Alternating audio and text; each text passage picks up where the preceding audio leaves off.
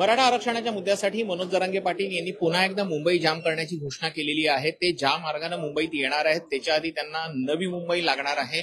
नवी मुंबई आणि पनवेलमध्ये कशा पद्धतीची परिस्थिती असू शकते जाणून घेऊयात। भाजपचे आमदार प्रशांत ठाकूर आता आपल्यासोबत। प्रशांतजी, एकतर मुळातच मनोज जरांगे पाटील जी मागणी करतायत ती मागणी योग्य आहे असं तुम्हाला वाटतंय का? न्यायालयीन प्रक्रिया काय आहे आणि त्यांचा जो आता वाद चाललेला आहे त्याच्यावरती नेमकं उत्तर काय?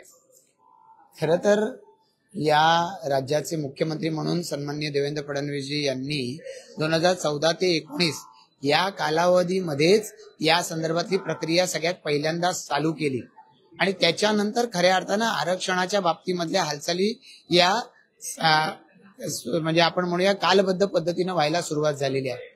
पण याच्यामध्ये राजकारण आलेलं आहे। देवेंद्र फडणवीस साहेब करतायत म्हणून मग ते होऊ द्यायचं नाही, या पद्धतीनं वागणाऱ्या राजकीय व्यक्ती, याच्यापूर्वी ज्यांनी महाराष्ट्रामध्ये राजकीय वर्चस्व गाजवलं अशा लोकांनी याच्यामध्ये मोडता घालायचा प्रयत्न केलेला आहे।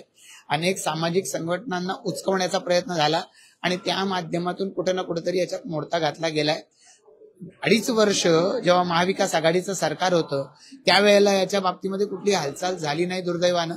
पण पुन्हा शिंदे साहेब मुख्यमंत्री बनले आणि त्याच्यानंतर याला पुन्हा एकदा वेग आलाय आणि मला असं वाटतं की या संदर्भामध्ये आता ज्या पद्धतीनं केवळ देवेंद्र फडणवीसजी करतायत म्हणून किंवा महायुतीचं सरकार करते म्हणून हे कोणाला तरी पचत नाही आणि त्यातून हा विरोध करण्याचा प्रयत्न होतोय।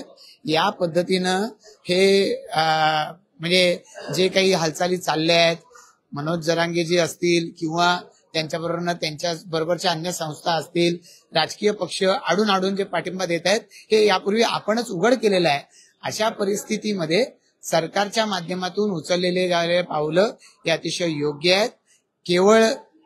केवळ देवेंद्र फडणवीसजी यांच्या नेतृत्वाखाली होणारी पावले यशस्वी होऊ नयेत म्हणून जे प्रयत्न करतायत त्यांना मनोज जरांगेजी हे आपसूक या ठिकाणी जाऊन या ठिकाणी मिळत आहेत असं साधारणतः आता गेल्या कालावधीत लक्षात आलंय। ज्या पद्धतीनं ते वारंवार वेगवेगळ्या आंदोलनांची घोषणा करतात आणि त्यातून मला असं वाटतं की कुठं ना कुठेतरी हे महाराष्ट्रामधलं शांततेचं चित्र बिघडवलं पाहिजे, एवढंच त्यांचा उद्देश आहे। आरक्षण आणि हे आता त्यांचं उद्दिष्ट राहिलेलं दिसत नाही। माननीय मुख्यमंत्री पॉलिटिकल एक मुद्दा मांडला त्याच्यामध्ये की देवेंद्र फडणवीसांना त्रास देण्याचा काही प्रयत्न त्यांच्याकडनं सुरू आहे, वेअरॅज जरांगेंचं म्हणणं असं कशा पद्धतीनं आता त्यांना रोखण्याचे प्रयत्न सुरू आहेत किंवा त्यांना प्लॅनिंग पुढचं सुरू आहे? आपल्या देशामध्ये लोकशाही आहे। लोकशाही व्यवस्थेमध्ये प्रत्येकाला आपलं म्हणणं मांडण्याचा अधिकार आहे, त्यामुळे त्यांना अडवण्याचा आणि बाकी काही प्रयत्न होणार नाहीत। फक्त जे कायदा सुव्यवस्था राखण्याच्या दृष्टिकोनातून आवश्यक असतं ती पावलं तर सरकार किंवा पोलीस प्रशासन हे नक्कीच उचलेल।